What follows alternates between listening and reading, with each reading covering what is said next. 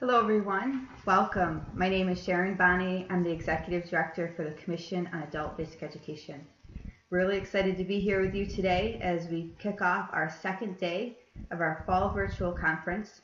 I'd like to thank McGraw-Hill Education for making this possible, and I'd also like to thank all of our national strand partners and presenters.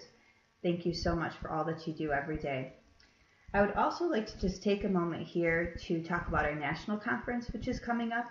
This will be on April 2nd through the 5th in Orlando, Florida. We expect about 2,000 educators from around the country in over 350 sessions. So you see here for this fall virtual conference, we have 16 sessions.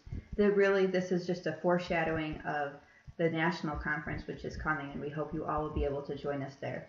I mention that because right now, our mini grant process is open. So if you want to apply for a mini grant to defray the cost of registration at $350, you can go online right now at COABE.org and apply for a mini grant. In addition, I wanted to mention that because we also have an awards process that's going on right now, and individuals that are the winners of that process are recognized at our national conference. So we have $10,000 each for Administrator of the Year, $10,000 for Student of the Year, and $10,000 for Teacher of the Year. And those winners are recognized at the national conference. So please, by all means, go online. If you know someone that you think would be a great nominee, put them in, and we'll see if they can't be moved forward in the process. I would now like to just turn this over to Judy Mortrude, who is going to say a few words about our upcoming panel session, which we're very excited about. Before I do that, I want to mention that everybody here should take a few minutes during our break later this afternoon to check out the virtual exhibit hall as well as the social lounge. Okay, thank you all so much, and now I'll turn this over to Judy Mortrude. Thanks, Sharon. Hello, everybody. If you're new to this format, if this is the first time you're signing on to the conference, I just want to take 1 minute and introduce you to these 5 windows you see on your screen. You're seeing me in the box called Speaker. You can resize any of these boxes if you want the speaker to get smaller and the slides to get bigger. You can use the little X's and the expansion box up on the top of the title bar. You should take a second and introduce yourself down in the chat box, and you can see the people who are signing in all the way from 6 a.m. in Tucson. Thank you, Regina. The handouts for the session are available. You can download those from the handout box, and please do use the Q&A box over here on the lower right. If you're playing with these windows and you accidentally shut something down or make something too large, the other favorite button of mine on this screen right now is this red circle over here on the left. It looks like 2 arrows are chasing each other. That's your reset button. You can reset at any time and come back to this interface. Okay, so introducing this panel, I have had the pleasure of knowing Pat Thomas, the Director of Southwest Adult Basic Education, for many years, and seeing her partnership in Marshall, Minnesota really start from small special initiatives and grow into this exponential growth into a new way of doing business. They're really going to amaze you with the depth and complexity of their partnership. But I really want you to remember as you're watching that their partnership had a small start and really developed over time. So what are some of the things they do right? I think they pay attention to their expanding partnership in a really powerful way. When new partners come into the mix, as they always do in our work lives, they remember to help these new partners understand the broader context and really give them time to evolve into full partners. They value the relationships and the power of good relationships to make partnerships work. And they understand that partnerships that are only based on working with people you like, or people who are your neighbors, or people who go to your church, or people who are like yourself, are easy and are not bold enough. They understand that they need to really bake the expectation of partnership and collaboration into their daily work, regardless of who is running the other program. And only through that will they get scale and sustainability and truly make systemic change. And they really have respect for what each other does, for the way each other views the work, and respect for the individuals and the community that they serve. So yes, it's very hard work, it's time-consuming work, it's patience-trying work, but you're about to hear how this work really can transform a community and the lives of those served by it and the lives of those who work in it. So I'm going to turn it over to Pat Thomas. Good morning. I'm Pat Thomas, and we from southwestern Minnesota are very pleased to greet you this morning to share with you the various outcomes that we have been able to create through our partnership. WEO is all about joining forces or resources to be more effective. We, meaning my partners and I, want to share with you today some of these innovative outcomes that have been able to be created for our customers. Collaboration and partnership is messy, it's challenging for sure, but I can tell you with confidence that once you have created a culture in your region that focuses on your customer and you choose to serve them in partnership, you will create better services for your customer that are more effective. In this presentation, you'll notice that a lot of the talking will be done by our partners rather than ABE. This is being done with intent for the audience to better understand the presence of our partners as we provide services together. You'll also note that we're quite rural and that we see that as a strength rather than a barrier in our area. This didn't happen overnight, as Judy spoke to. We probably started in the early 2000s, but today it's business as usual. I'd like to point out our website before Lois Schmidt takes over as facilitator. This is our website, and if you, on the front page, you'll see the innovative service delivery. And if you would click on that, that is going to take you to this page. And these are a lot of the programs plus others that will be shared with you today. If you have more questions about one of the specific outcomes or activities we share with you, you can go into this website and you're going to find more detail behind each one of those tabs.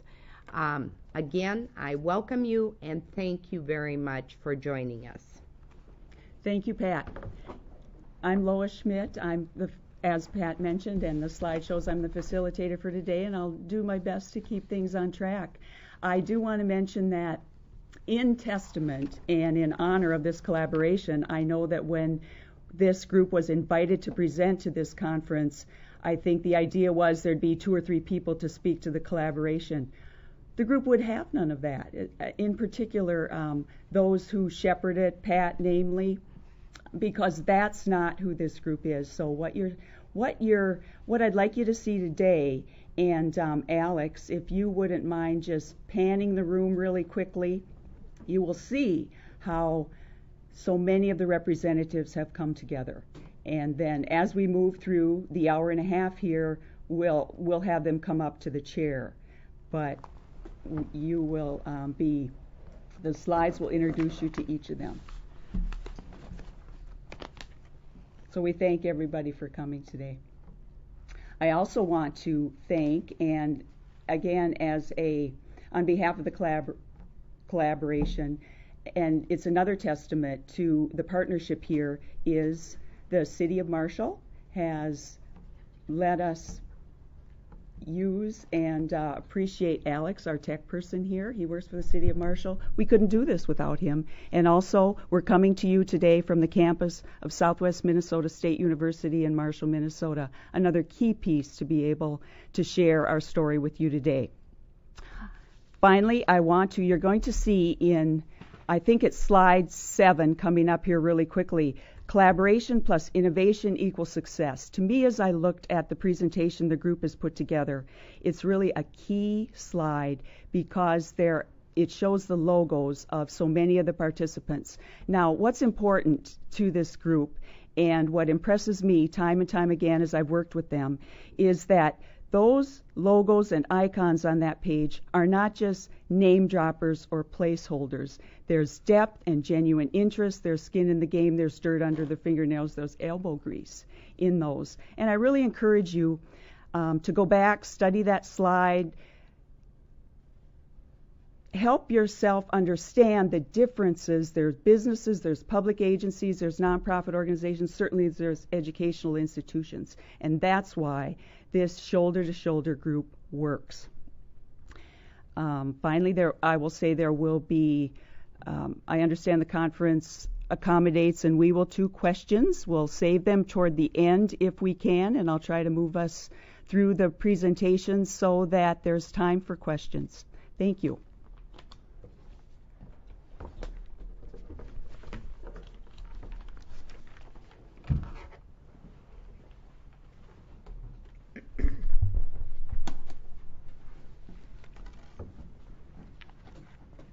Good morning.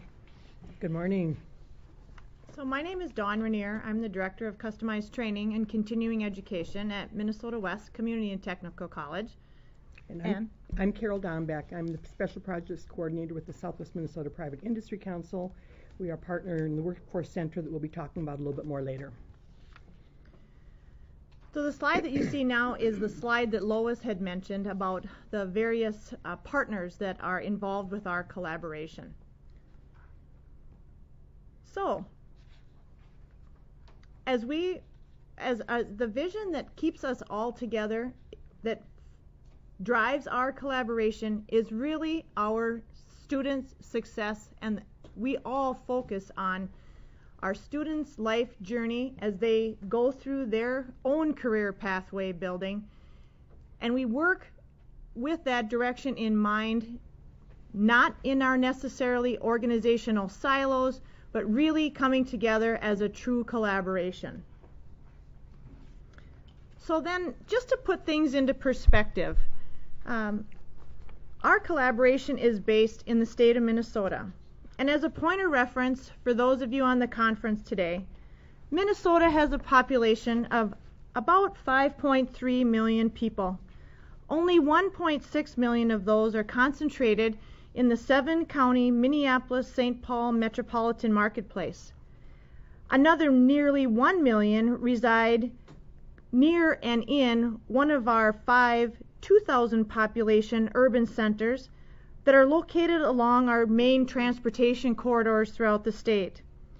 While the majority of our population, almost 3 million people, are considered to be rural Minnesotans, which live and work near cities and towns and in communities with 15,000 people or less. In Minnesota, our industries and jobs stem directly from our distinct natural resources and geographic features. Now, although we enjoy a highly diverse workforce, the changing demographic dynamics and increasing skills gaps are the unifying concerns for our employers.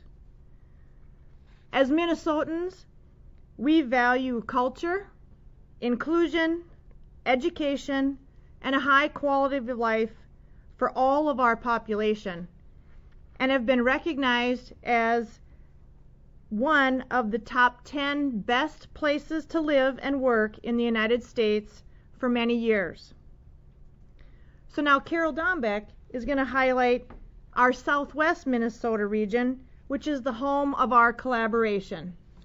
Next slide, please. Southwest Minnesota, as Dawn mentioned, is one of the most rural areas of Minnesota. We have 2 regional centers, one with a population of 13,000, which is Marshall, where we are today. The second is Worthington with a population of 12,000.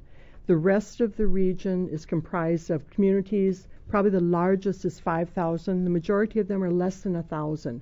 So we're a very rural area, scattered population, diverse geographic region, a lot of distance between one area and another.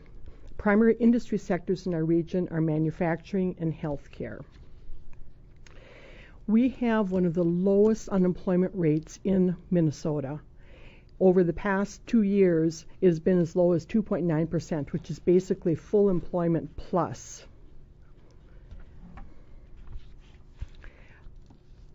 Go back one slide. And again, part of our region, Dawn had already mentioned, is very similar to the rest of the state. We have a very low, along with a low unemployment rate, we have a shortage of skilled workers, which causes challenges to employers. Next slide.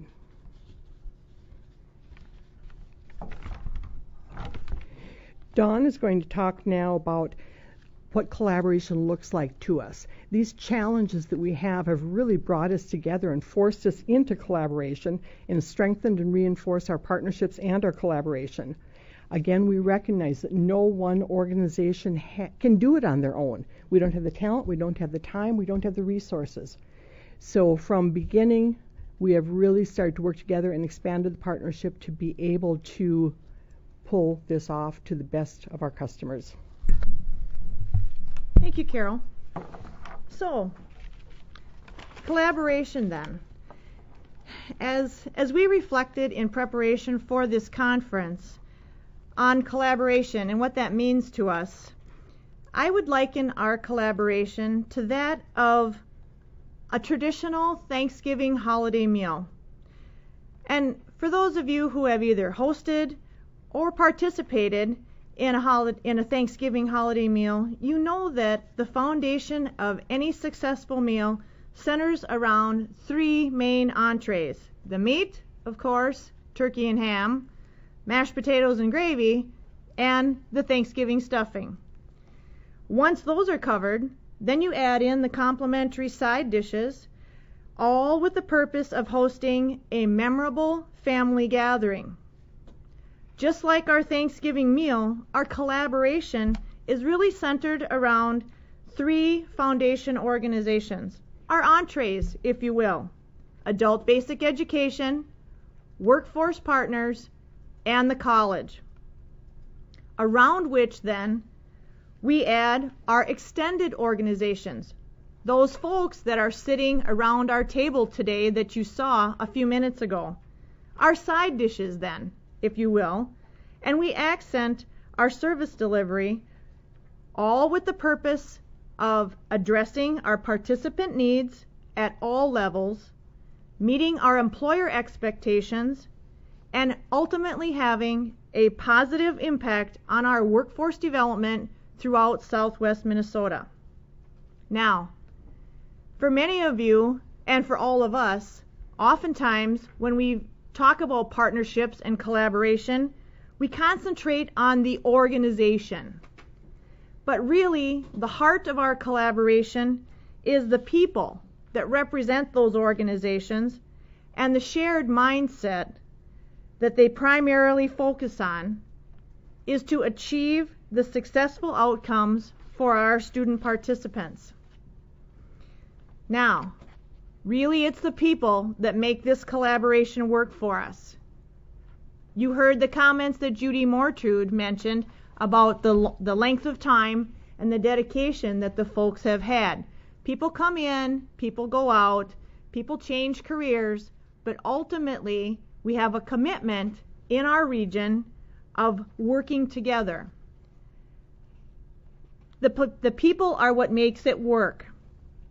In our collaboration, we have a variety of characteristics and personalities, skills and talents, and really the ability to harness our organization's resources and capacities, all again for the purpose of serving our participants. As Judy mentioned, it isn't necessarily without some pain and bumps in the road. We tend to operate in an environment of mutual respect and trust. We don't always necessarily agree. However, we oftentimes agree to disagree. And for the most part, I think everyone in this room today and those that are not here but are represented, we tend to like each other. We tolerate each other, and we all know that together we are stronger than all of us individually. So, really that is the foundation and the background for our collaboration. We've come together We've had to develop special programs, as Judy mentioned, and you may be wondering, really, how do we fund all of this? So Carol, how do we fund this? I love the Thanksgiving meal analogy. You know, sometimes the gravy gets lumpy, sometimes the turkey burns, but we're always able to salvage it. And everyone brings to the table what they can best bring to the table. Everyone brings to the table their expertise. We've been able to blend and braid funds. We've been able to support our partnerships by combining those resources to stretch scarce funds. We've brought the talents of multiple partners together, again, to concentrate on how we can best serve our customer by delivering seamless services to those customers. As you can see in the slide, we've benefited from a variety of funding sources, including not only financial but also in-kind from our partners. So let's hear a little bit more from our foundation partners. Pat Thomas from Southwest ABE is going to start off again. Okay. Do you want to go to the next slide? Next one. Okay, our ABE here, we have regional directors. We have 55 instructors, a majority which are part-time, which should seem very familiar for a lot of you from the rural areas. We become oftentimes the primary point of contact for the participants that work in our joint projects. We do the assessments, as all of you do. We work on literacy skills, and also, of course, we're recruiting for these different training programs to help people move forward. Next. The neat thing with this collaboration for our adult education customers is we are able, through this joint effort, to have more frequent trainings. We are able to have a wider variety. We provide an entry point for our ESL immigrants to be able to move forward. And later on, you're going to hear about our youth and adult commingled career trainings. And the neat thing with this, from my perspective, is it provides a realistic workplace setting for individuals, for our students as they work with high school youth. And now we will go on to our workforce partners. That's Carol Dombeck again and Ariane Ferris, who works with the youth.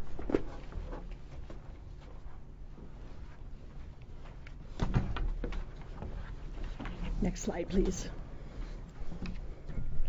Hello again. Just a real brief summary of how the Workforce Center fits in with, we're one of the foundational partners. As the Southwest Private Industry Council is one of the partners in the Workforce Center. In your locations, that may be known as a one-stop center or American Job Center, but basically those are the workforce development organizations that provide services to unemployed, underemployed individuals that are looking for employment. Again, this is a listing of the partners in the Southwest Minnesota Workforce Center. Next slide, please. Good morning. My name is Ariane Ferris, and I'm the Youth Program Manager with the Southwest Minnesota Private Industry Council, which is a private nonprofit organization and a partner of the Workforce Center, as Carol mentioned, providing employment and training services to residents and businesses across southwestern Minnesota. The mission of the PIC is building tomorrow's workforce through partnership with a shared focus on training, leadership, and education. Our role in regard to the career pathway model is to provide employability skills, work-based training options through our solid partnerships with employers in the regions, providing internships, work experiences, on-the-job training, or simply job placement upon completion, or perhaps an additional step toward the career pathway. We act as a general resource to the customer in all areas of employment and training through case management and providing support services such as transportation, childcare, advocacy, accommodations, and so much more to ensure the success of our career pathway customers. Next slide, please. The Southwest Minnesota PIC also serves as the convener of the Career Pathway Partnership. You know, we're responsible for fiscal management, we work with tracking, reporting data, and outcomes, etc. Together, all the partners work on outreach and recruitment to offer these services to the individuals that we serve. The Southwest PIC also supports the Career Pathway Navigator, who is really a critical part of our career pathway system. Again, this navigator is basically they support the participants. They ensure they have a positive experience and that they experience success related to the job training, job search preparation, and placement. Next slide, please. So the greatest value that we feel as a workforce development partner is the ability to leverage resources, allowing us to bring together as a partnership the value-added components other than the academic and technical skills. We are able to add value to our customers' career goals and as outcome bring about positive changes in our communities, both short-term and long-term. Examples of value-added components include, again, employer engagement, increased knowledge of where and how to access further education options, employability skills such as how to find a job successfully, write a resume, write a cover letter, do an interview, as well as discussing topics such as decision-making skills, communication, perspective taking, and other career advancement soft skills. Oftentimes, the customers involved in these programs are experiencing career and/or education for the very first time or tend to struggle in education and/or career-related environments. Therefore, support services and career specialists are available acting as general resources for the participant. Lastly, the partnership. The partnership is so valuable in a rural area. It is our greatest strength. All partners involved in the project understand the specific needs of the target audience and the need to incorporate career pathways into the participants' work and family lives for optimal success and overall participant confidence. Our strength is collaboration and understanding each agency's strengths and utilizing that to navigate for the success of the student. The partnership allows us to do what we do best so we are not duplicating services. We continually draw on the resources we have within our agencies and we build on those relationships. I would like to now turn it over to Don Rainier again from Minnesota West Community and Technical College.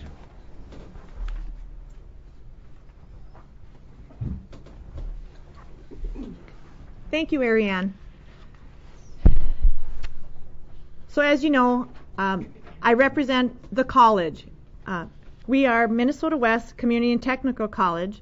We are the only 2-year comprehensive public college in Southwest Minnesota, and we are the third foundation organization in our collaboration.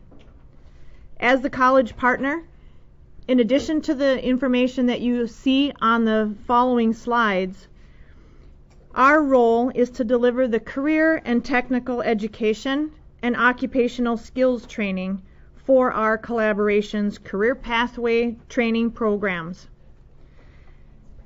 Our value, and as a direct result of our collaboration, the college has really realized intrinsic value, specifically in that we have incorporated some of our career pathway education models into several of our degree programs and the various curriculums, all to enhance student outcomes and success. It has really personalized our mission and vision and fostered a changed mindset regarding our education delivery model.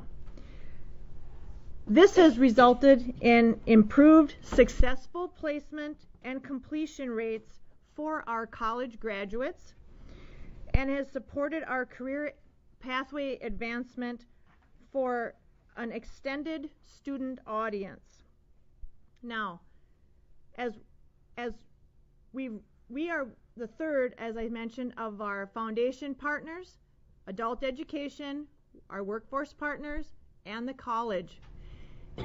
We're going to switch now over to hear from some of our extended partners, and this is really an illustration of the new models from the college working in together with commingling of adults and youth. And to discuss this, we have Michelle Noriega here from Marshall Public Schools. Morning, Michelle. Good morning. My name is Michelle Noriega. I'm from Marshall Area Technical and Educational Center, and I'm here with Liana Ginocchio. I'm the assistant principal, and she is my admin assistant. And Marshall Area Technical and Educational Center is an alternative high school / career and technical school. And so what we are offering at our school is the opportunity for students 9th through 12th grade up to age 21, the opportunity to recover credits and graduate with a high school diploma.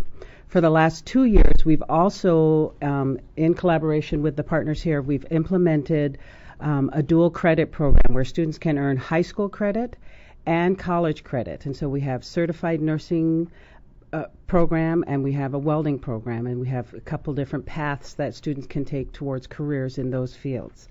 And these classes that are the VOTEC classes, the CNA and the welding, are open to our high school students in the main high school, our alternative students, and to adults within the community.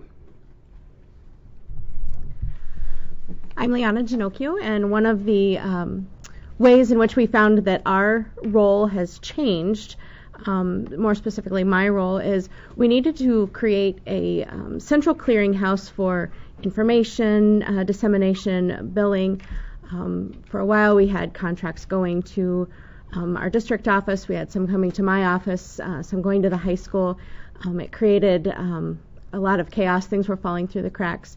So eventually we found out that having them come to a central location, me and having them most information about scheduling, billing, all different supply ordering, coming through one central person made for a more smooth process.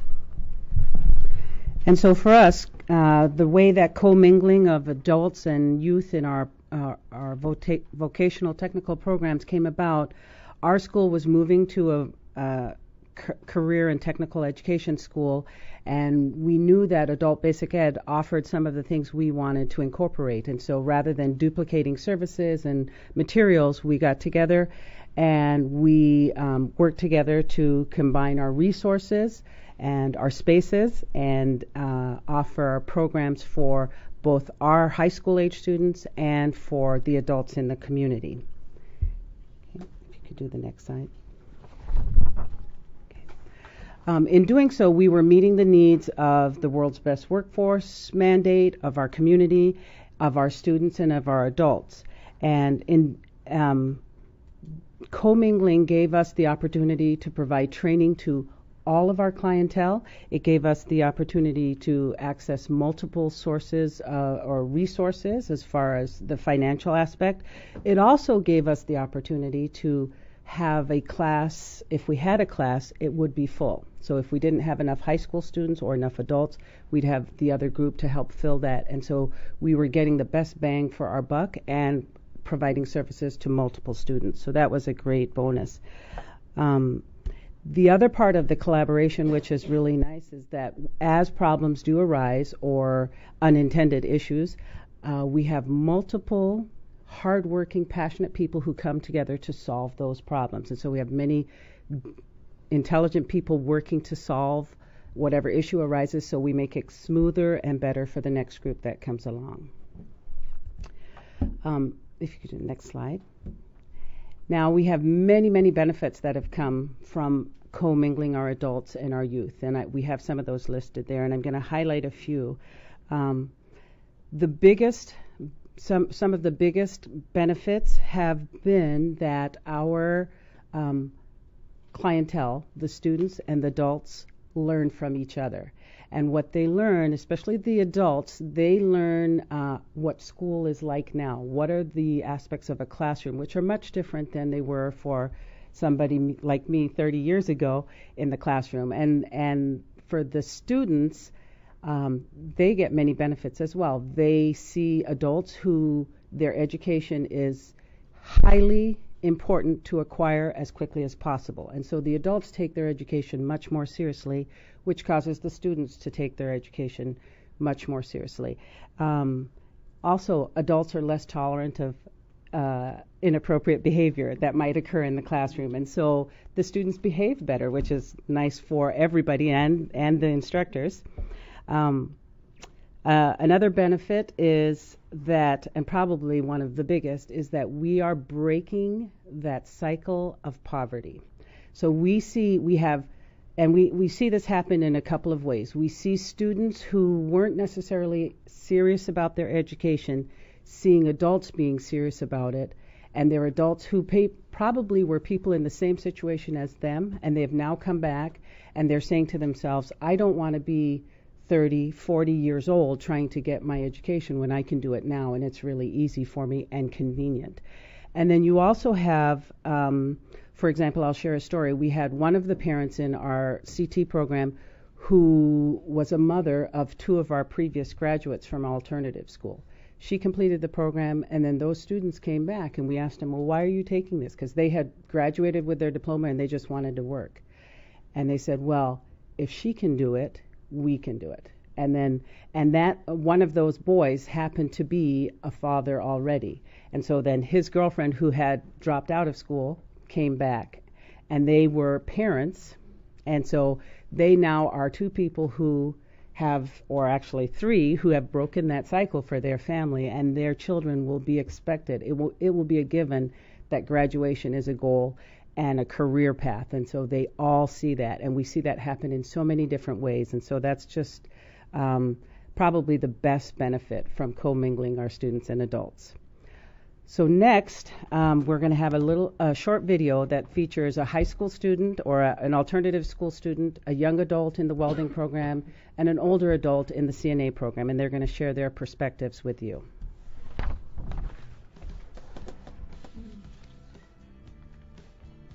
I'd like to speak about just how I didn't see really a light at the end of the tunnel before I had the option to take this class. I didn't really think I would graduate high school. I thought I'd just be dropping out, not really doing much with myself, just doing some dead-end, low-life jobs. And I guess just the option of having this class gave me hope to, and well, once I got into it actually, it gave me hope to actually graduate high school, because I saw that I could go on and be something and make money and do something that I liked. And I guess this class really impacted me also, because it gives me hope. I mean, I can do something with myself someday. I can make myself something. When I got into it, the more I started learning about welding, the more I started learning about the things that go on in here. It just caught my attention like something else never has, and I developed a passion for it. Just something 2 years ago I would have never seen myself doing. And I think it's all thanks to this class, something that kept me motivated, something that kept me pushing forward. There is a value in having youths and adults together.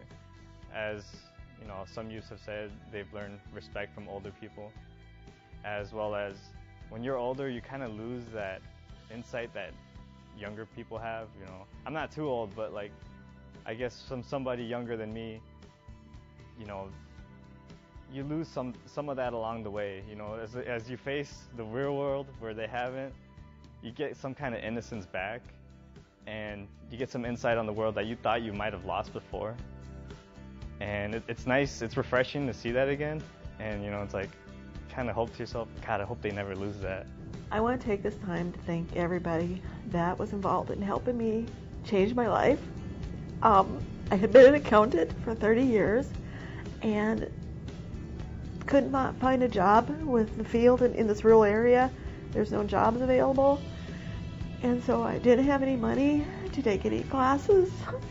And because of you guys and all the grants you help with the adult education, it gave me the chance to take my CNA and TMA classes, which I would never had a chance.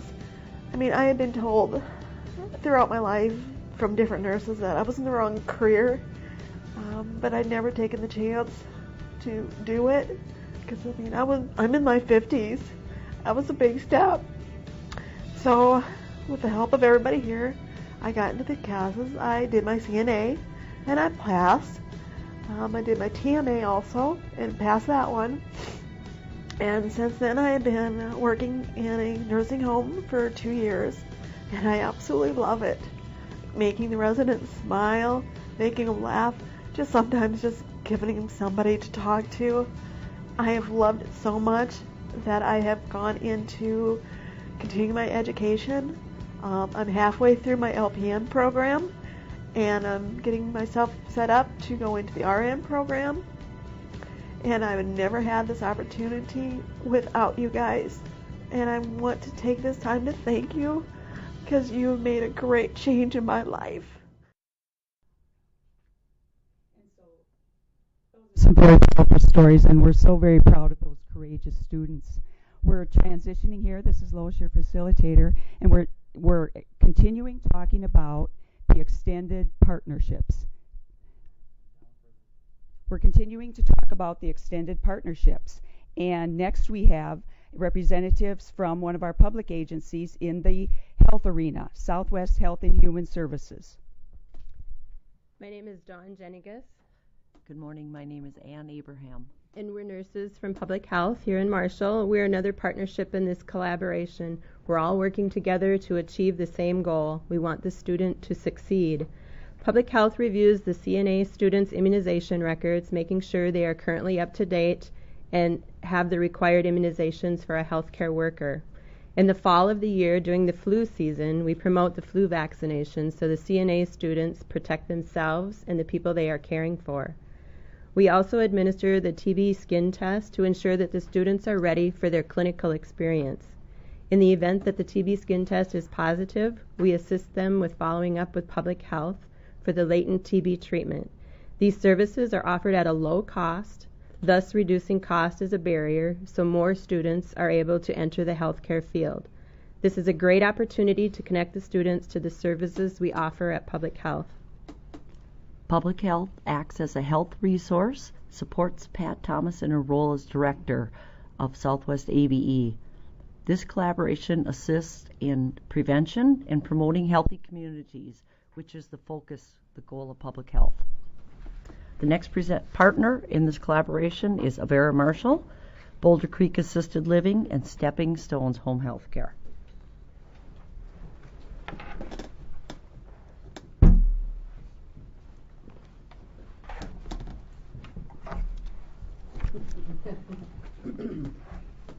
Hi, my name is Tammy Gustafson, and I'm a nurse and administrator at Boulder Creek Assisted Living and director of Stepping Stone Home Health Care. I'm Jackie Esping, and I am a nursing supervisor at Avera Marshall. I've been in the healthcare field for over 20 years and have worked in various areas of nursing. I've been in the position as staff person, being overwhelmed, and facility understaffed, as one delegating to staff and designing the care plan and planning the staffing pattern. Our role collaborating with ABE came out of a need for qualified staff to care for the seniors in our assisted living and memory care facilities. Our goal was to employ qualified and educated certified nursing assistants with the added basic knowledge of dementia. Our problem was Our problem was that the nursing assistants were coming out of classes with little exposure to the area of dementia care. I contacted one of the ABE instructors and asked if there was a way that we could add this to the curriculum. In the traditional college setting, it's difficult to get curriculum addition, but in the ABE setting, we were able to add more value to the program. Due to our area's low unemployment rate, our collaboration with ABE came out of difficulty finding qualified nursing assistants to work in these settings. We realized that they were completing their certification and only going to the hospitals and nursing homes for employment. Through our area networking and other facilities caring for seniors, we found it was a statewide problem to find trained qualified nursing assistants to care for the growing population of those needing memory cares. We started by offering to have the classes tour our facilities and see the importance of the nursing assistant role in a non-traditional setting. And at Avera Marshall, we saw the same problems, but one another problem was the cost. The cost of receiving and providing, becoming a CNA was costly to people that had low income. So with working with ABE and with the PIC industry that we've worked with, we've been able to help with that, and then at the end help them pay for, give them money back. As we worked towards a solution for our problem, the students completed their classes, and if they're hired, feedback is given to ABE on the success of the student. We offer suggestions for future classes, and that is used to improve and somewhat customize to the needs of assisted living, memory care, long-term care settings in our communities. We've been able to have students spend time in our settings to interact with clients and learn the care needs of those in these settings. Through our participation in employer panels. The students are given opportunity to ask employers what they're looking for during the interview process. We hope this will prepare them for the interview and have a better understanding of what the employer's expectations are. And another thing that Avera Marshall has done, besides giving a tour of the facility, is that we provide virtual dementia tour to the people, and that gives them the feeling of what a dementia patient may go through in just a short minute, 10 minutes. And it's overwhelming. The students come out with a greater appreciation for what they've learned. Mm-hmm. Yep, that definitely makes an impact, something that people don't forget once they've gone through the dementia tour. And as a facility, we were wanting to put some skin in the game, just not making the request for what we need and giving feedback, but also to offer our assistance. And so we have been able to offer some of our registered nurses to assist in teaching and training of the students, both in the classroom and on site at our facilities. Working together with ABE in Minnesota West, we feel the outcome is a huge benefit for the new employee and the employers.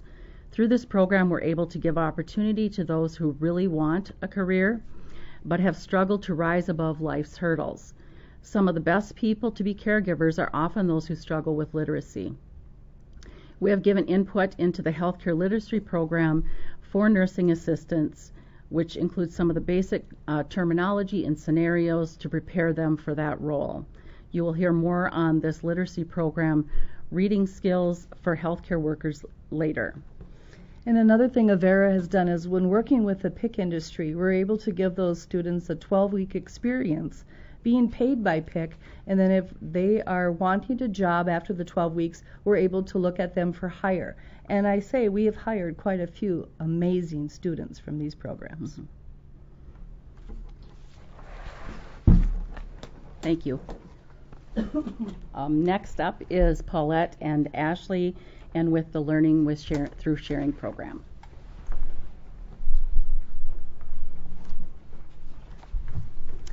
Good morning, my name is Paulette Hansen, and I have the Learning Through Sharing program. I'm the facilitator of the program.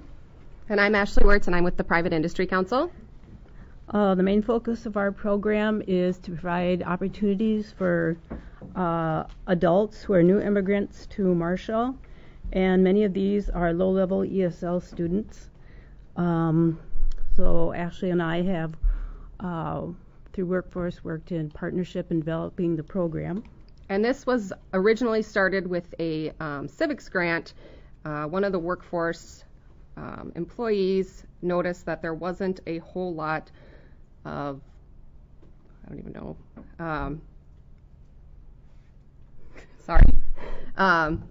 out there for lower functioning ESL students. So this was created to kind of help with career exploration for those students that didn't have that available to them.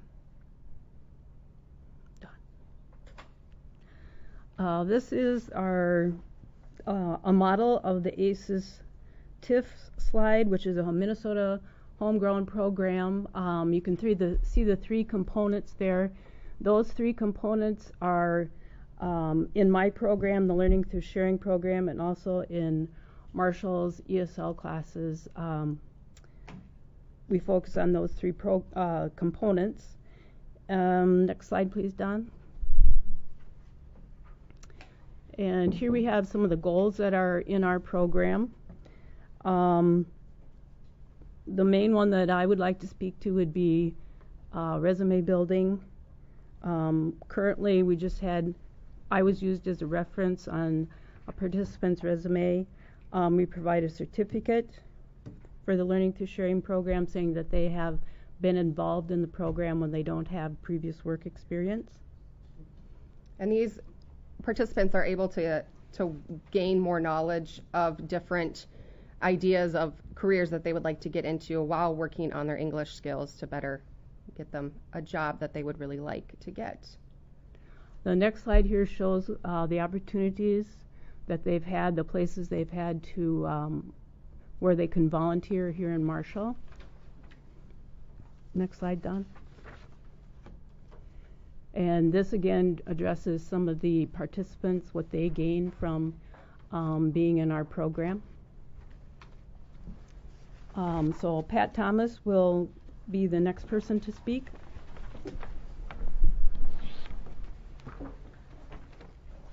I just want to share a word about that learning through sharing. It's kind of a troublesome program, but because the participants have the ability to volunteer, they gain confidence, and people keep getting jobs. So we have this continued turnover of customers, which is really, really neat. What I would like to speak to right now is our pre-healthcare bridge. Now, what this is an independent online version. We don't do seat-based bridges prior to our CNA college work. What we do is we have the individuals responsible for going through the different activities. You can see on this screen there's more information on it in our on our website. And I would encourage you to consider looking at this, as it is an excellent way for us to find out, first of all, if there's commitment by the student to complete the process of getting their CNA. Plus, it gives us the opportunity to know how many students we have in the hopper, so we know when we can afford or when we can host another training. The next person who will be speaking is Christine Kelly. So she will be speaking to you from the cities about our reading skills for healthcare worker curriculum. Good morning. I am calling from my kitchen, and I'm going to tell you about Reading Skills for Healthcare Workers, which is an under construction, free online curriculum based on CNA and general healthcare content. This is actually modeled on a very successful curriculum through Marshall ABE called Reading Skills for Today's Adults, which you can find on their website. And that curriculum is currently being made into an app that's going to be available for students to use on phones and tablets. That's the direction that we are planning on going in with this as well, but it will also be free online. Some highlights of this, when we're done, we're going to have 175 selections for readers between 5.5 and 8.5 grade levels. The selections are focused on healthcare-related content, so it's anything from how to make a bed to dealing with a conflict with a colleague, different settings that CNAs might work in, and the teachers who are writing these selections, they're all licensed language arts teachers. Many are licensed ESL teachers, and the majority of them have developed pre-CNA coursework and have had experience teaching that coursework. And of course, we're getting great input. Boulder Creek, during that slide, Boulder Creek and Avera have given us a great deal of input. So we're getting information directly kind of from in the trenches of what CNAs might want to know. So some examples of some of the titles, just to show you a little bit of the range, everywhere from dealing with someone who has pneumonia, elder abuse, learning about HIPAA. We've got several readings that are being developed about working with patients and residents with dementia, taking vital signs, cultural competence, and working with patients and residents and clients from different cultural backgrounds, including working with people who are Muslim, for example, and working with some of the modesty requirements for dress, and so you can see some of that. Also, planning for job searches. What's expected, licensing, tests, all kinds of things. And you can see that one of the things that I wanted to do was obviously target content vocabulary, but these intermediate level readers are also lacking some of the high utility academic vocabulary. So you can see some of these words that they're going to encounter as they study and if they continue to move on from being a CNA. And those are both in there. And there's a glossary where students are going to be able to easily look up a word. Each reading selection includes pre-reading questions. Pre-reading definitions of healthcare and high utility vocabulary. There are 3 speeds of recorded text. Each recording speeds up a little bit so that they can listen, and it's also a model for good fluency. I've got 2 great recorders doing those. And again, the selections are focused on healthcare content. And there are text-dependent questions for understanding and 2 writing options, one which is text-dependent, asking students to summarize the reading, and one is more open-ended. So we've also aligned this with the college and career readiness standards. So the readings are actually measured by ATOS, which is a readability formula accepted by the college and career readiness standards, and we've tried to keep things text-dependent for the evidence piece as we develop this. And the next slide. Okay, so that was it. That was a lot in a very, very short time. And my email is in this presentation. Please email with any questions. You can see the under construction website. We have about 70 readings posted, and the basic structure of the website if you go to Southwest ABE's website. And Judy Mortrude posted it in the comments section, so please check it out. Thank you. And now next is Candace Thomas, who is the Executive Director of Literacy Volunteers of Southwest Minnesota.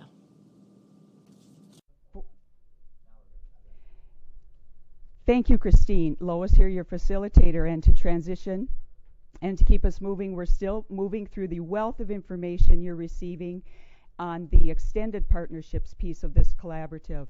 Just to put this in context, Christine is coming to you from, I believe, the Twin Cities. Folks, this is 150 miles away from where we're originating this webinar, and the Twin Cities is our major metropolitan population center, and we need to have everyone in the state, of course, state capital where our state government happens, relationships with the folks. And so we talk about rural, lots of us, several trips back and forth, 150 miles one way.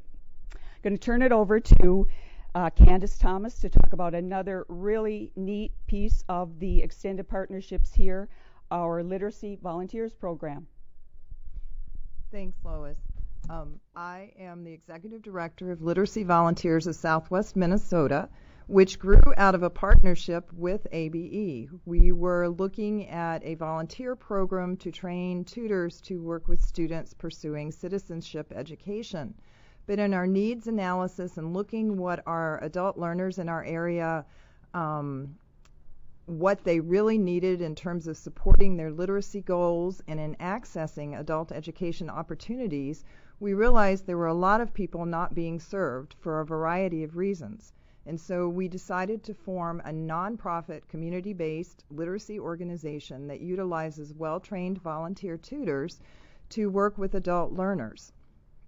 And as part of that, when we created our bylaws, we put in our bylaws that there would always be a representative from Southwest ABE serving on our board to help us always work together and to ensure that we're not duplicating services, which is never a good use of resources.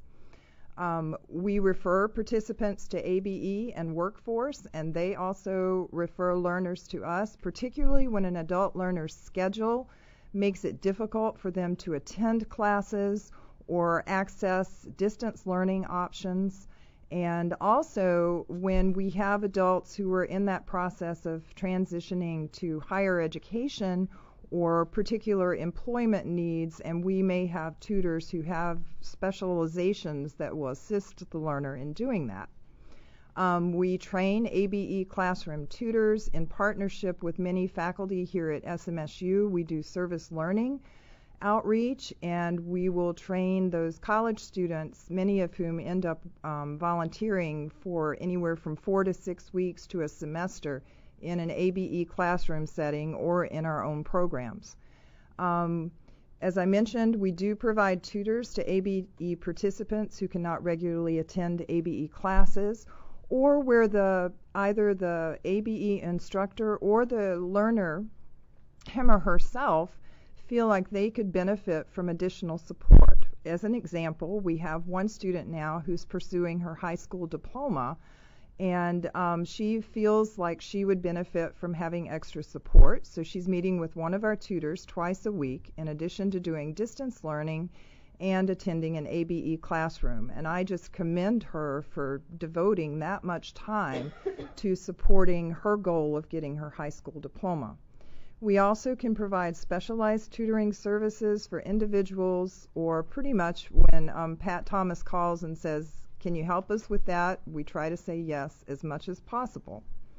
I would like to introduce Darcy Clavin, who is the Granite Falls Program Manager.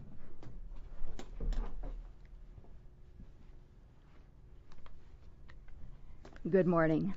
Could you move to the next slide, please? What you're seeing on the screen right now is a flyer for our new child care and early education training track planned for this fall. Finding high-quality child care continues to be a challenge for families in our region. This is a concern not just for employees looking for child care, but also for businesses attempting to fill vacant positions. This lack of available child care is especially a barrier to some of our low-income families trying to support their families.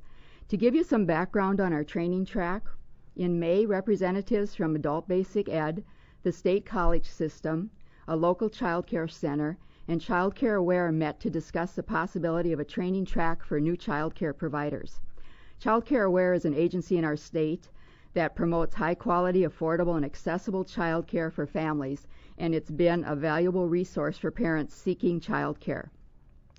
This first meeting was called to discuss the child care shortage in western Minnesota and to look at what actions our agencies could implement to increase the number and quality of child care providers. We examined 2 training tracks.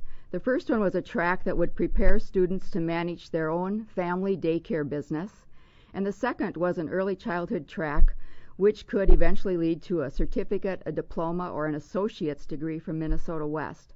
We discussed the challenges and advantages of both tracks and decided to start with the family child care track, which would include licensing requirements, daycare support, business support, and early childhood development. Upon completion, students will have the information and support they need to complete the licensing process and start their own family child care. Partnering with Child Care Aware and First Children's Finance allowed us to offer free classes to those participants who complete the entire track. Those completing the track will also receive full funding for their daycare license application, the background checks, the fire marshal visit, and the equipment purchases. In conclusion, partnering together has allowed us to offer this free training series. Our goals are to assist individuals in preparing to become home child care providers, as well as to help working families and area businesses by providing additional child care slots. Thank you. Here's Karen to discuss another community partnership.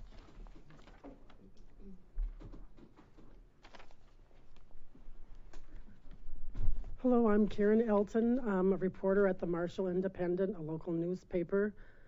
We at the Marshall Independent are another example of an extended partnership to this group. At the newspaper, I receive press releases from agencies such as the Minnesota Workforce Center announcing a new course people can sign up for. For instance, a commercial driver's license, certified nursing assistant, or welding.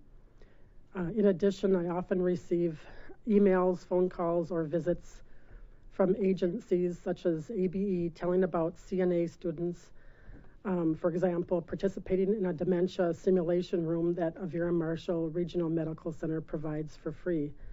So the articles inform people about programs and opportunities that they could be a part of, and they also might be inspired by the personal stories I share in the newspaper. I've written about a refugee who came to Marshall not knowing a word of English, but who was very proud to receive his high school diploma at the alternative school and is now planning further education. He was helped by ABE, the Private Industry Council, and other agencies.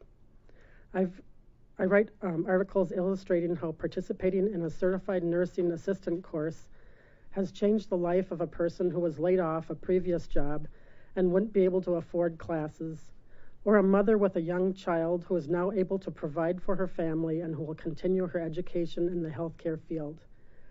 My stories in the newspaper inform readers of how these agencies are helping their fellow community members every day and where some of their tax dollars are going. And now here's Michelle Noriega again, Assistant Principal of the Alternative School in Marshall.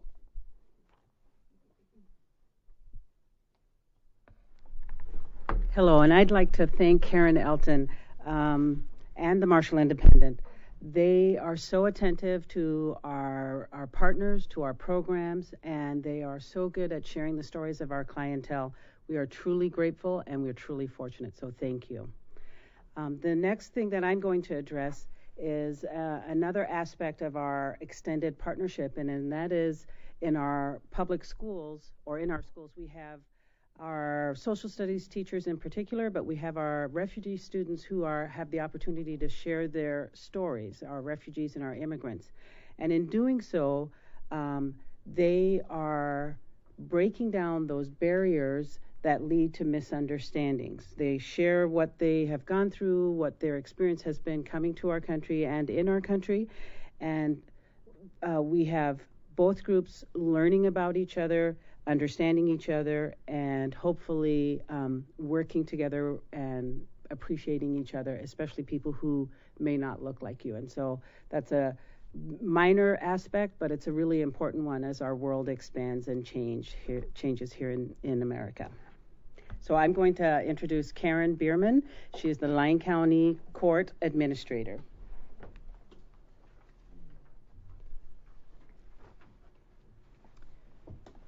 Thank you, Michelle.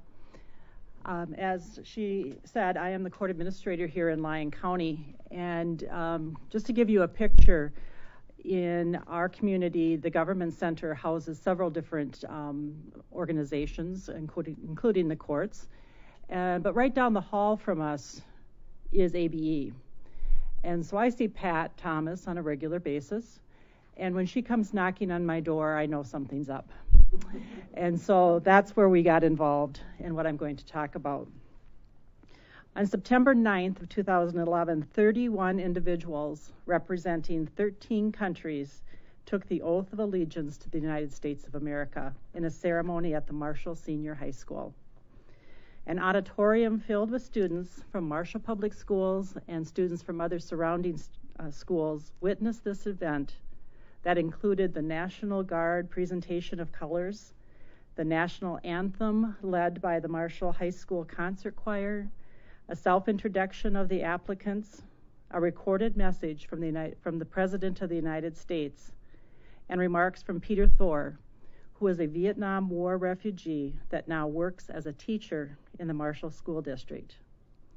His story of fleeing the war through the jungles of Vietnam with his family as a young child and coming to the United States to become a citizen riveted everyone in the audience and brought home the message of what citizenship really means. If you've ever been in an auditorium of hundreds of high school students, you know there's a lot of fidgeting going on. That day, you could have heard a pin drop because of what those students were hearing about the people that have come to our country to become citizens. Upon the proclamation of citizenship, each new citizen was presented with a certificate of naturalization, a small American flag pin, and you could tell by the pride that they felt was evident on the joy in their faces and the hundreds and hundreds of photos that were being taken by their family members. That day, this organization's three-legged stool gave students a chance to step up on that stool and see the world from a different perspective. They can look at people in their community that may be different from them from a different perspective. The day was a true celebration and was made possible in a collaboration between the Department of Homeland Security, the Lyon County District Court, Adult Basic Education, the Marshall High School, and several other businesses in Marshall. I was so proud to be part of that organization that day and thank Pat for getting us involved.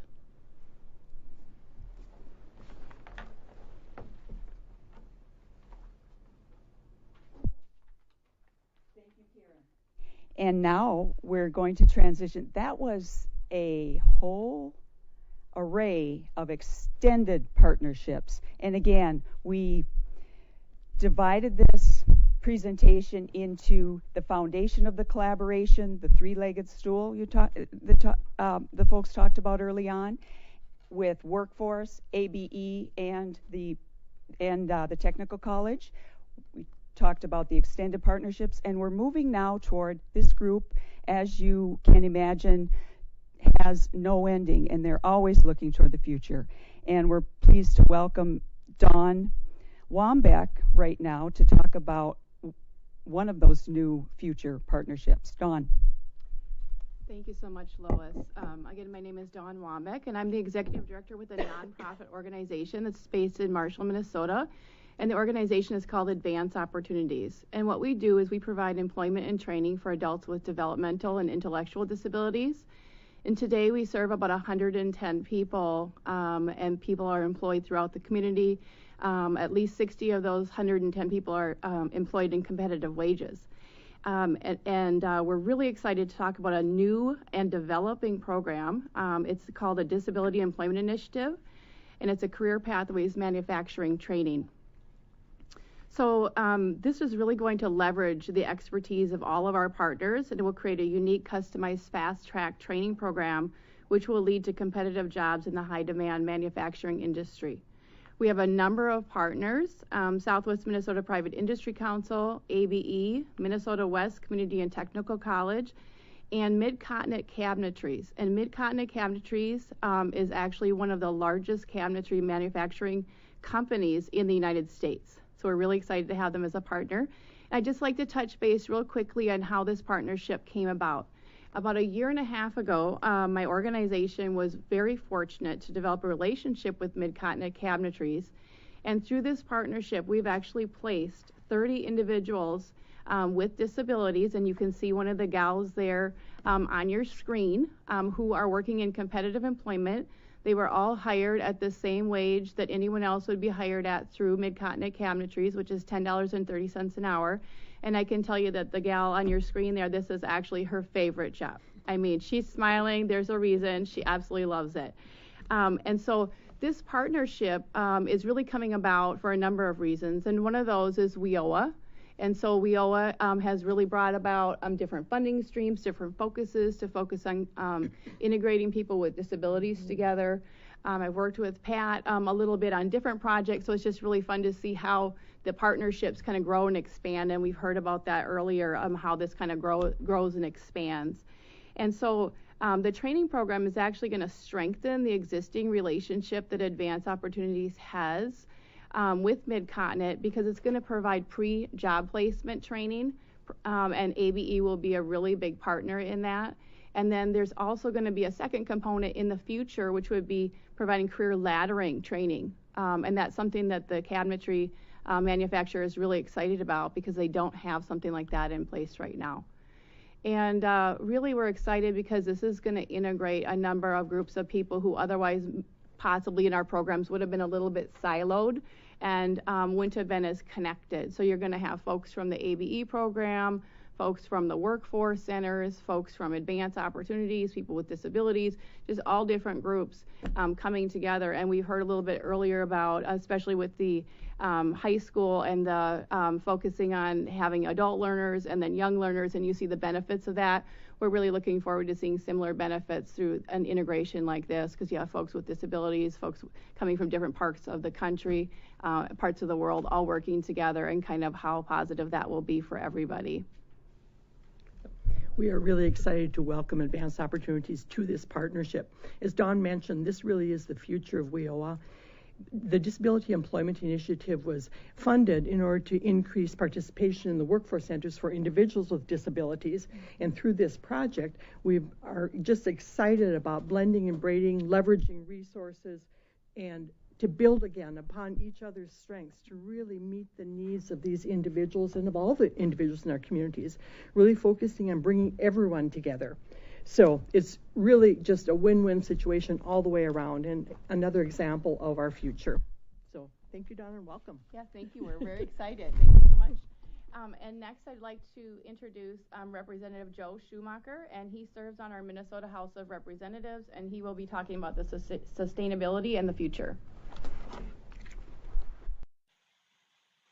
All right. Well, thank you for having me here today and the opportunity to talk about the collaboration that Adult Basic Education has with the Minnesota Legislature, specifically on the CNA training. I'm Joe Schumacher, the state representative with the Southwest region of Minnesota, and I'm currently the chairman of the Aging and Long-Term Care Committee in the Minnesota House. Today's host, Pat Thomas, came to me a year and a half ago to talk about the potential for a bill that would provide scholarship money to ABE for CNA training. The request was simply to cover tuition, books, competency tests, and up to 30% of other related costs. The thought was that with the shortage of the certified nursing assistants in the state, particularly in nursing homes, that ABE should help with training to relieve the burden from local nursing homes to find training or do the training themselves. Federal law requires nursing homes to pay for the training already, but in Minnesota, we have also established scholarships to cover the cost. However, Adult Basic Education wasn't part of the group that could receive these scholarships. Southwest Adult Basic Education has lined up a partner with a nursing home in the region to do the CNA training for them. Together, they brought their proposal to me, and we met with key staff from the Department of Health, Department of Human Services, the Department of Education, and policy analysts to learn about the feasibility of legislation to craft the language. Now, of course, no one should ever see how the sausage gets made from that point on. And it did get a little messy from time to time throughout the process, as well as understanding the language. Sometimes politicians try to be smarter than what they really are, and that complicates things that could be kind of simple.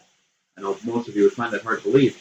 But Southwest ABE did a wonderful job of being patient with the legislative process, having unwavering support for the bill, traveling to the Capitol many times to advocate for their funding. And that doesn't sound too bad until you learn that Southwest ABE is 3 hours from the Capitol one way, that our legislative session is during our Minnesota winters, and all of that time and effort may still only get 5 or 10 minutes in front of the committee.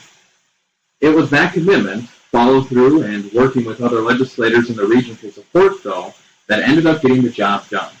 After the bill was passed and signed into law at the end of session, Southwest ABE also went out of their way to thank and recognize area legislators who worked on this. That's an important part of this whole process, too, and fosters good working relationships for the next projects. I think I can speak on behalf of all of my colleagues in saying that the citizen advocates of ABE have a very positive reputation with the legislature because of their eagerness and willingness to work to collaborate with us and help solve problems and issues that we're all working on. Now I'll turn it back over to the panel.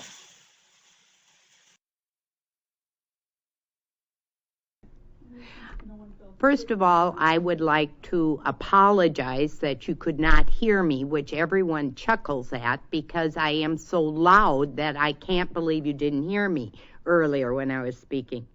A couple of questions that we thought we would field. Resources by region in other states. Workforce has an arm in each state. Colleges have an arm in each state, and adult education may not be the model that Minnesota uses, but there are other models out there, but there are those resources out there. One thing I did want to mention, there was a question about the virtual dementia tour. That is a total free experience for us. Avera seeing the need to invest this type of training into the students provides it at no cost to us. Do students move into the healthcare field? People that are coming from the CNA role, from the CNA classes, do go in. What, Carol, do you know what our employment rate is through our grant? Through our grant, we've had about 75% employment. Approximately 10% of our participants have been moving on into further post-secondary education. In other words, continuing the career ladder. They may start as a CNA, may transition into TMA. As you heard from one of our representatives in the videos, she is moving on to her LPN and planning for her RN. So we see a number of those opportunities as well. One thing that is very neat, as we've been partnering with our employers, is we three programs help support people to get their CNA, but because of our close relationship with our employers then pick up the pieces with the individuals to help them to move further into more post-secondary. One thing I didn't mention that is a part of our CNA class as well is we have representatives from the college come and speak to the students, because many have never considered going on to post-secondary, so they actually get to see a face of a person from Minnesota West who they can contact, and that individual will help them pursue further education, admissions, financial information. Our website, I believe Judy did share that, and our contact information. Each one, if you'll notice in the bios that we provided for the conference, each one of us has our email address in our bio. Any one of us would be happy to answer any questions you might have regarding any of the pieces of the activities that we've been sharing. I believe someone asked if our ESL students move into healthcare careers from our Learning Through Sharing. Our Learning Through Sharing individuals are traditionally they have very limited language. And there is a hope of next year being able to expand serving individuals at a higher literacy level and to be able to give them the volunteer experiences as well. But these individuals need to invest more in their language to be able to move into the CNA role. I think one thing that's very neat that we've been working with is to see the need for a literacy product like reading skills for healthcare workers that is designed to raise your reading literacy level, but it only contains vocabulary and concepts that are relative to the healthcare field. Dependent on how successful this is, because we do have a company looking at creating an application for this. We will then at that point consider if there is other fields that we should provide literacy curriculum that is more specific to other career fields. So Pat, there's another question.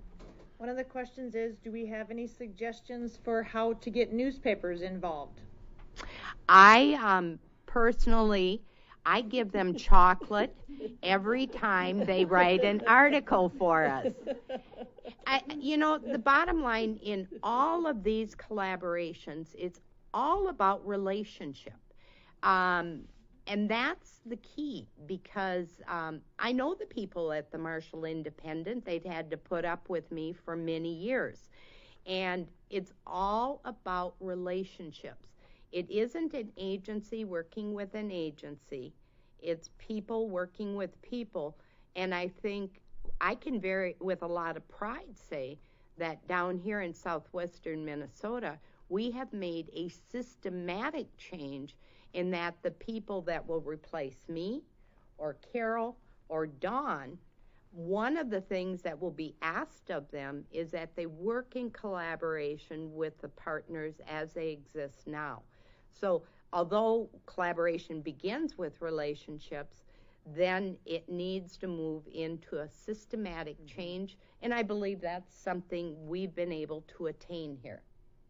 I agree. We really have incorporated that into our system as a whole. So it starts with relationships, but it goes beyond the individuals. Carol, I think Judy Mortrude has expressed a question about, it's hard for us to see on the screen maybe necessarily, but if these programs are extended into our MFIP clients and some of our dislocated worker clients. Would you want to address that, Carol? Absolutely. As we talked earlier about the blending and braiding of funding, all of our programs and services work together, and really within the Workforce Center, we have really incorporated career pathways as a way of doing business with overall throughout our system. whether it be with MFIT participants, whether it be with some of our WEO adults, with our dislocated workers, etc. So we have representation from all of these different funding sources in all of our career pathway trainings. We have another question, just to clarify for our audience today about because there's so many collaborators, how did this initiative originally start? Who were the first partners, and how were the other partners added? For myself, and we're just going by my memory now, ABE, when I began in ABE, I could see that there had to be some connection between adult education and workforce.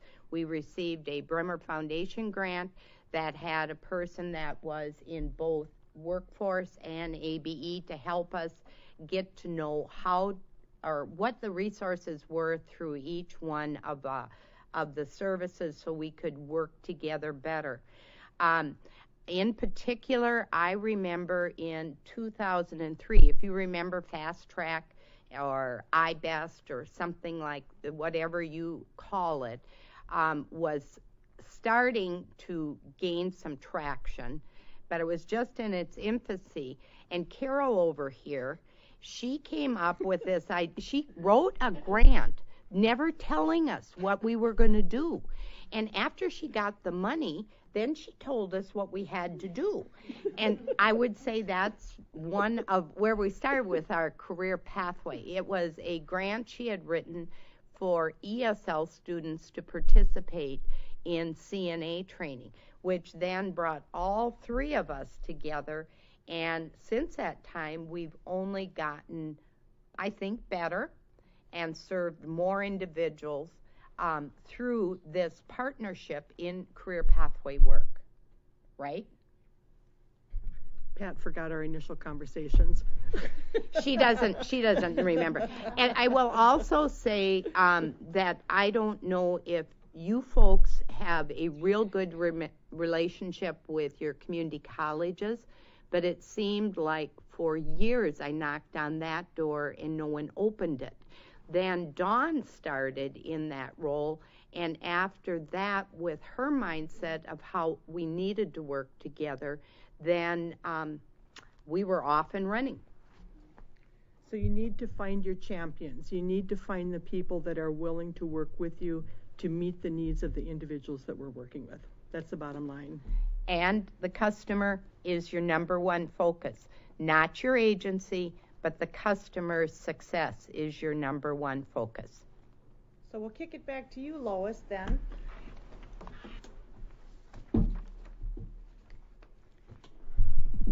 Thank you, partners. We have a few more questions, but we're at time, and we want to thank the conference organizers for actually giving our collaboration 90 minutes, and you can see why that was necessary. I want to really thank, the folks in the room are reminding me, hey, look at those comments on the screen. You folks are curious, plus you're affirmative, you're supportive, you want to know more.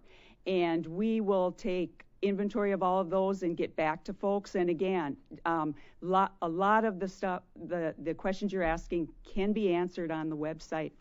I just want to acknowledge too that, and you saw a little bit more of it at the end with the Q&A session, the culture of this collaborative, just to characterize it in a few words that I thought of just in the last few minutes. You can certainly see the intensity and the professionalism of the presentation here, and everybody who started in this room at some 6:30 to 7 a.m. this morning on a kind of a cold, rainy morning here in Marshall, Minnesota.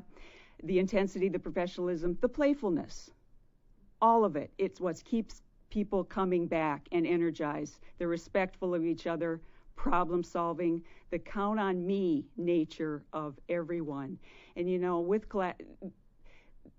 the partners here have been encouraged to spend this time with you talking about how their services correlate to learners and ABE. Let me say too, though, and I think most folks would understand this, there has to be a win-win. They have to be able to take back positive benefits to their agency, and that's really what keeps folks at the table.